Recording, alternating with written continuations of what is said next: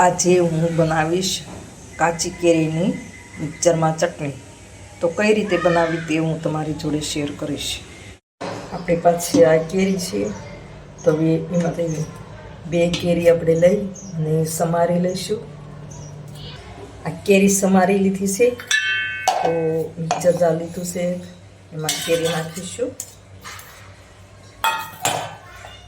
લસણ ફોલેલું નાખીશું. હવે એમાં આપણે પુદીનાના 3-4-5 પત્તા નાખીશું, એની સ્મેલ સરસ આવે. થોડા આપણે ધાણા નાખીશું. આપણે કેરીની ચટણી બનાવવાની છે ને, એટલે બહુ વધારે બીજું કંઈ નાખવાનું નથી. અને હવે સ્વાદ મુજબ આપણે મીઠું નાખીશું. કેરી તો ખાટી છે એટલે ખટાશ તો નાખવાનું નથી. મીઠું નાખીશું.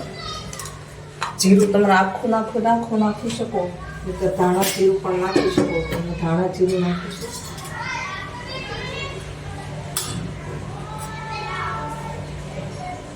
આપણે ધાણા જીરું નાખીશું.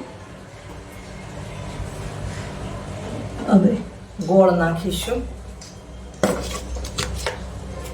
તમે ગોળને બદલે ખાંડ પણ નાખી શકો. હવે આપણે મિક્સરને ઢાંકી દઈ અને પીસી લઈશું. આજે આપણે મિક્સરમાં ચટણી બનાવીશું. હવે આપણી ચટણી બનીને તૈયાર છે, તો આપણે એક બાઉલમાં કાઢી લઈશું. આમાં કાઢીશું. આપણે આ રીતની દરદરી જ પીસવાની છે. આમાં તમે સિંગના દાણા અથવા તો ગાંઠિયા કે દાળિયા પણ નાખી શકો છો. આ બધું નાખવાથી કેરીની સ્મેલ થોડી ઓછી થઈ જશે.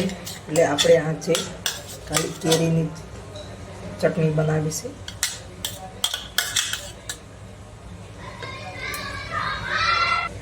તો આપણે આ એક બાઉલમાં કાઢી લીધી છે. તો આને તમે રોટલી ભાખરી ખાતા હોય ત્યારે ખાઈ શકો, ચા જોડે ખાઈ શકો, દાળ ભાત બનાવ્યા હોય તો દાળ ભાતની જોડે પણ ખાઈ શકો, શાકની જગ્યાએ પણ ખાઈ શકો છો. મારી કાચી કેરીની ચટણી બનીને તૈયાર છે. તો મારી રેસીપી ગમે તો લાઈક કરજો, શેર કરજો, ચેનલને સબસ્ક્રાઈબ કરજો, બેલ આઇકોન દબાવવાનું ભૂલતા નહીં. કમેન્ટમાં લખજો મારી રેસીપી કેવી લાગી.